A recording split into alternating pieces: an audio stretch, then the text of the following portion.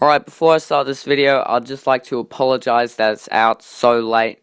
I've had some trouble editing. FIFA wants to take down the original video, so I won't have any of the visual highlights from this game because it will get taken down like completely. So I recommend just listening to this in the background while you're doing something else. Okay, I'll just start the video now. Yesterday, Australia played France in the first game of Group C for the 2018 World Cup. It was an intense game that France won 2-1. I will go over the highlights of the match, then provide my opinions afterwards. I had previously predicted the game to finish with France winning 3-1, so Australia appears to have done better than what me and most of my peers expected. The first half began very intensely, with many chances on goal for both sides. Australia played a lot of tiki-taka soccer and utilised the defenders to dominate much of the possession. There were chances on goal from both sides, however neither of the teams were able to capitalise and score, and the match was tied at 0-0 at half-time. The second half was much more eventful than the first, with all of the goals being scored in this half. Soon into the second half, Antoine Griezmann called for a penalty to be awarded. Though originally not given as a penalty, the VAR later confirmed that it was a foul, and Griezmann scored against Matt Ryan. However, just a few minutes later, the French defender Umtiti put his hand out to make direct contact with the ball, and it was given as a penalty. Mile Jedinak then scored to even the score at 1-1. Towards the end of the game, France began to really dominate and get several chances on goal within the last 15 minutes. It was here that Pogba hit the ball into the goal.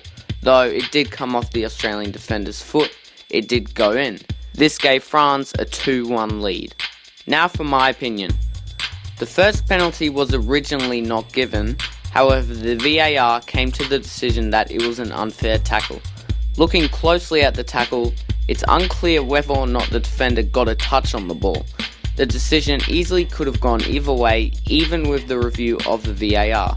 In the second penalty, the French defender Umtiti deliberately raises his arm and makes slight contact with the ball.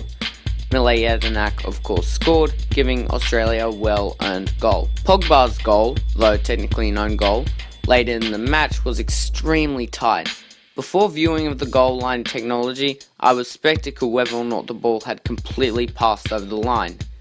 It's shown here that the ball is over the line only by about 1 or 2 centimeters, a very close margin.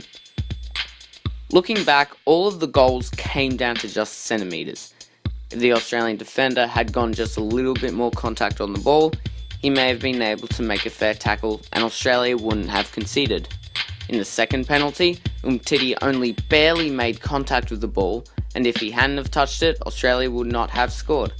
And of course, Pogba's goal was only about 1 or 2 centimeters over the line. I believe that if VAR were not present, the game would have ended 1-1, as Australia's penalty and Pogba's goal were both decided immediately by the ref, as opposed to Griezmann's penalty, which originally was not paid.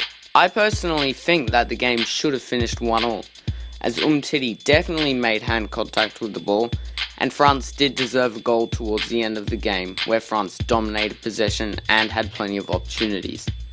Say what you like about Griezmann's penalty, I personally think that Australia surprised many and played an incredible match against France, who I believe underestimated the Socceroos. Just a side note, I would also like to apologise for any future or current uploads. My internet has been awfully slow and it's been hard to make longer videos. But all of what I've claimed in this video is just my opinion. Make sure to share your thoughts in the comments section, like and subscribe for more content uploaded every day if you enjoyed the video, and as always, you're watching Aussie Sport Review.